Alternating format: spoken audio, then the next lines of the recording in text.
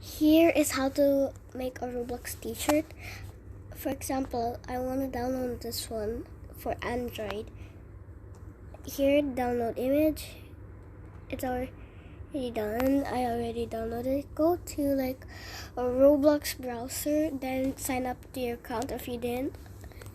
But if you did already, that's fine. You can just go to create. No need to put desktop website if you're on Android. Creations, avatar, items, and classics. Then upload asset. I'm going to cut this part for like privacy settings. Somehow I found a random t-shirt and now change the name so Roblox won't know that it is from Google.